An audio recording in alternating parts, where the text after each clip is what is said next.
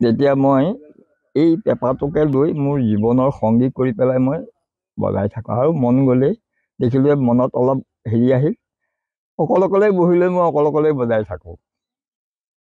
মোৰ লগ ভাগ বুলি নাই, মোৰ পেপাই লগ ভাগ হয়।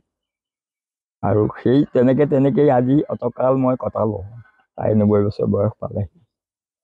আৰু এতিয়াও তাৰমানে মোৰ চখ যায়, অলপ সময় বজাৰৰ পিছতে মূৰটো ঘূৰোৱাৰ নিচিনা কৰে, নোৱাৰোঁ আৰু থিয় হ'ব নোৱাৰোঁ পটককৈ।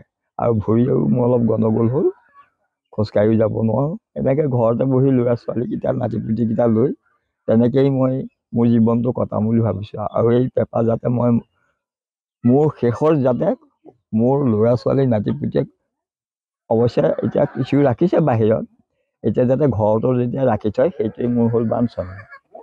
আৰু এতিয়া তাকে লৈ পেলাই মই তেওঁলোকক লৈ সকলোকে কওঁ যে মানুহৰ এটা বন্ধু হ'লেহে মানুহ জীয়াই থাকিব পাৰে।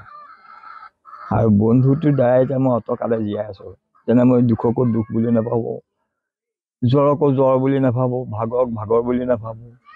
বিহু আহিল বুলি ক'লে মুখত পেপাটো ল'লে হয়তো পিছদিনা ৰাতিপুৱাই যায়, মই ক'ব নোৱাৰোঁ। সেই তেনেকৈ পেপাটোৰ 200 অধিক হ'ল। কিয় ইমানখিনি আগৰখিনি মইতো নাজানিম, মোৰ কাকা মোৰ পিতাই এইবিলাকৰখিনিয়ে মই কিছু জানিম।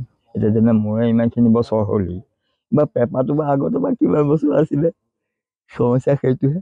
মই প্ৰদৰ্শন কৰাৰ পিছত আগতে মোৰ এই অঞ্চলটোত প্ৰদৰ্শন কৰিলোঁ, তাৰমানে ব্ৰহ্মপুত্ৰৰ পাৰলৈকে বুলি। তাৰপিছতে ব্ৰহ্মপুত্ৰ পাৰ হ'বলৈ ল'লোঁ, লৈ মেঘালয়, টাৱাং, কলিকতা, মৰিগাঁও এনেকৈ কিছুমান অঞ্চলত গ'লোঁ। কিন্তু ব্যৱসায়িক নামত যোৱা নাই, কিন্তু ফূৰ্তি কৰিবলৈ মাতিছে, ফূৰ্তি কৰিবলৈ গ'লোঁ।